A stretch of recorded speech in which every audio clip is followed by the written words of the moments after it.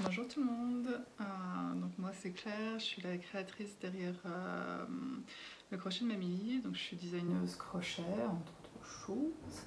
Je crée des modèles du coup crochet adaptatif à toutes les morphologies et aujourd'hui j'avais juste envie de papoter. De papoter, j'ai pas de création vraiment en cours, je suis en train d'attaquer un truc mais il n'y a rien de, il n'y a pas de matière à discuter, l'année a été un petit peu longue. Il y a eu beaucoup de choses qui sont sorties cette année et beaucoup de belles collaborations aussi. Et j'avais besoin de faire une pause. Donc j'ai fait une bonne pause. Les vacances arrivent bientôt. Donc ça va faire du bien. Il y en a grand besoin.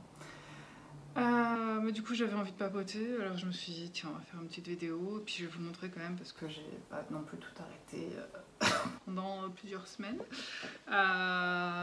Mais j'ai fait d'autres choses. Et du coup j'avais envie de partager un petit peu avec vous. On va commencer par le filage parce que c'est ce qui me tient le plus en ce moment, quelque chose que je fais le plus souvent en tout cas.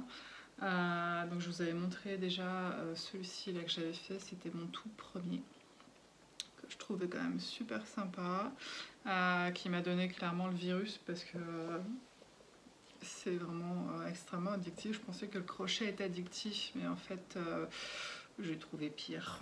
Donc du coup j'ai fait une petite chose et j'avais envie de partager tout ça. Donc j'ai fait d'abord celui-ci que je trouve beaucoup moins bien réussi. On le voit ici, là, vous voyez les retors sont pas top. Donc j'avais envie de tester du coup de le faire avec un seul fil et de faire un rotor Navarro si je ne me trompe pas, que j'avais vu sur Ificrea. Donc il a une collègue designeuse tricot qui fait de très jolies choses, j'adore, elle a un modèle qui va partir en test, il est magnifique. Mais du coup je voulais tester cette technique et clairement c'est plus compliqué que ça en a l'air. Quand on la voit faire c'est facile mais en fait le résultat est pas... Je pense qu'il faudra que je reteste peut-être un peu plus tard, quand j'aurai peut-être un peu plus de doigté, un peu plus de régularité dans mon geste. Mais pour l'instant, le résultat, c'était pas ça. Donc à retester une prochaine fois. En tout cas, j'avais bien aimé la technique. C'était assez agréable à faire, le rotor. Ça permet aussi d'utiliser un fil sol. Donc ça, je trouvais l'idée sympa parce que des fois, on n'a pas toujours de fil ou on a un reste de quelque chose, on ne sait pas quoi en faire. Un petit rotor Navarro et puis on a un fil prêt à accrocher en tout cas. Donc j'aime bien la technique. À retester, mais le résultat c'est pas encore ça, il y a encore du travail. Ensuite j'ai fait celui-ci que je trouve très sympa, il est vraiment très très joli. Donc celui-ci c'est de la laine en mérinos que j'avais acheté chez Evie aussi, chez Icrea. Elle faisait un vide de stock suite à l'événement Nord en laine. Et du coup, j'en avais profité pour lui prendre 2 tresses. J'en ai encore une dans mes placards. C'est avec celle-ci que j'ai appris que c'était important de bien peser sa tresse quand on la coupe en deux pour avoir des poids équivalents et de ne pas se retrouver avec une très grande longueur d'un côté et puis plus de longueur sur le deuxième fil. Du coup maintenant je pèse, mais je pèse ma fibre pour bien séparer en deux et pas me retrouver avec un gros reste à la fin. Du coup là ce que j'avais triché un petit peu, j'étais allée chercher l'autre extrémité du fil et j'avais plié et refait le rotor. Donc c'est un peu de la bidouille mais le résultat est quand même là. C'est vraiment sympa. Donc c'était une laine qui était assez douce, assez agréable à filer, avec des fils que je trouvais peut-être plus courtes par rapport à d'autres que j'ai pu tester. Mais le résultat est sympa et puis il y a différentes couleurs. La manière dont c'est teint, en fait, on a l'impression que ça faisait des taches sur une grosse tresse, une nappe en fait qui était très longue et large à peu près comme ça. Et du coup, ça se détache de différentes couleurs et suivant comment, au moment où on les prend, quand on les file, du coup, ça fait des mélanges où on a du violet, des mélanges où on a du bleu, du gris, C'est assez varié, des fois on a du violet avec quelque chose de plus blanc, et puis des fois on a des choses comme ça. Donc c'est vraiment, le résultat est vraiment variable en fait en fonction de là où sont les taches de couleur, et on a vraiment quelque chose d'intéressant. Je pense que je ferai la deuxième et je ferai peut-être un bonnet avec pour l'hiver. Pour l'instant j'avais pas trop d'idées, c'est ce que j'avais pensé en tout cas quand je l'avais fait. Donc on verra. Je ferai l'autre et puis avec ce que j'ai, je verrai ce que je fais. Ou si je l'intègre à un autre tricot pour faire un motif de couleur ou pas. Je sais pas, on verra. J'ai pas encore trop d'idées pour celle-ci, mais j'aime. J'aime le résultat, il est sympa. Ensuite, j'avais acheté des nappes cardées chez Baba. J'en avais acheté 2. Une plutôt claire avec des couleurs estivales et une avec de la laine noire avec des couleurs type bleu, bleu-violet, vert. Et j'ai littéralement craqué sur ces nappes avec beaucoup de relief. Moi qui d'habitude aime plutôt les choses qui sont unies parce que j'aime faire du relief avec mes points, là ça a été un vrai coup de cœur. Du coup j'en ai évidemment recommandé. Je vous montre. Donc ça c'est la première. Donc après je vais faire un projet avec, je vais d'abord vous montrer et puis je vais vous expliquer. Donc vous voyez, c'est vraiment, on a des petites, voilà, des petites boules comme ça de fibres, on a plein de couleurs, de choses différentes. C'est vraiment, on a du fin, du épais, c'est vraiment magnifique. Puis à faire, qu'est-ce que c'était rigolo. J'ai adoré. Je suis très sensorielle, j'aime beaucoup les textures, j'aime beaucoup aller dans les magasins de tissus, toucher, voir. Ça c'est vraiment quelque chose qui m'a éclaté. Et qui m'a donné des idées évidemment. C'est pour ça qu'on va y venir après. Donc ça c'était la première que j'ai fait. J'ai tellement adoré que je t'en ai recommandé en fait derrière. Ensuite j'avais fait celui-ci. Donc la laine, la partie noire, la laine de mouton ici là est très intéressante au moment du filage, et ça avait un côté un peu gras comme laine je trouve. Elle était vraiment un toucher très très particulier. Donc pareil, on a quelque chose qui est aussi très texturé avec des parties plus épaisses, certaines coudes, parfois de la couleur, parfois non. Donc ça c'est la partie 2 du coup. Ensuite, j'avais fait une petite vidéo sur Insta, je vous avais montré les nouvelles balles que j'avais achetées, et celle-ci, elle est fabuleuse. C'est pareil, hein, on est sur quelque chose qui est très texturé, un peu du fin, du épais. C'est vraiment... je suis vraiment fan en fait. Et la dernière fraîchement tombée du coup, parce que je l'ai faite ce week-end, puis je l'ai bloquée. Donc c'est celui-ci. Pareil, on retrouve aussi beaucoup de textures, de couleurs, des choses différentes. Donc voilà, j'ai vraiment beaucoup aimé. Ça a été une très très belle découverte.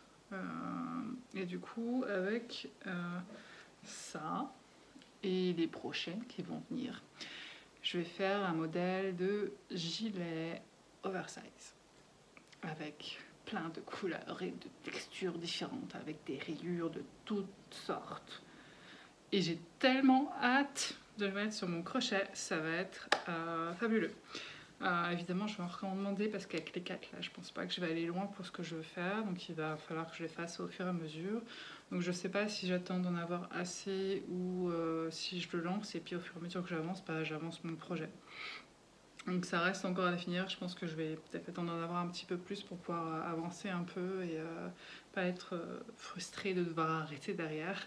Donc voilà, on verra. J'ai encore,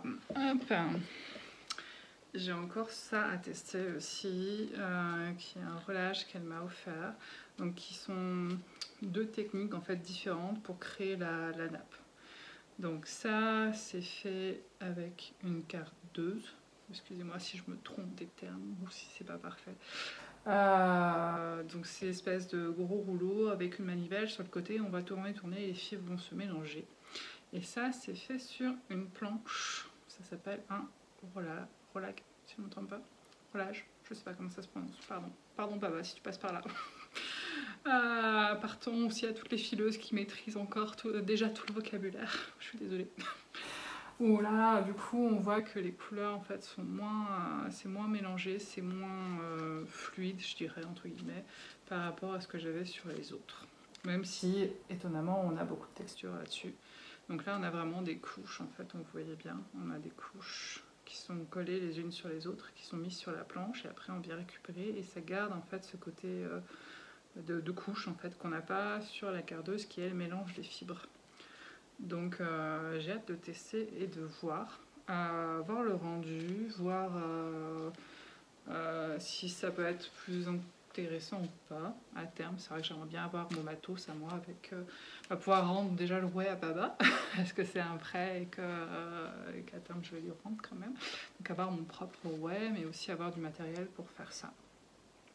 Ne serait-ce que pour moi en fait, pour le plaisir de faire mes propres trucs, mes propres textures, bien que j'ai encore j'ai envie de me prendre le temps de chercher de bons fournisseurs, de me trouver aussi de belles toisons et de pouvoir créer mes propres mélanges. Et pourquoi pas soit commander, soit faire des nappes qui sont déjà de couleur pour pouvoir mélanger avec d'autres nappes qui sont non teintes. Je sais pas, j'ai encore beaucoup de questions. J'ai beaucoup d'idées, ça tourne. Quand ça sera prêt, ça sortira. Mais pour l'instant, c'est encore des idées. On verra avec le temps. Mais voilà, donc ça c'est pour toute la partie filage qui en ce moment m'occupe beaucoup parce que j'avais besoin de faire une pause dans le crochet. J'ai fait du coup un peu des couvertures. J'ai des couvertures de restes. J'ai des grosses boîtes dans lesquelles je mets tous mes restes de laine. Souvent entre deux projets, de manière à faire une pause, je ressors mes couvertures et je prends un crochet et je crochette ce qui reste. Avec les restes de fil, donc on a des trucs qui sont très colorés et très sympas.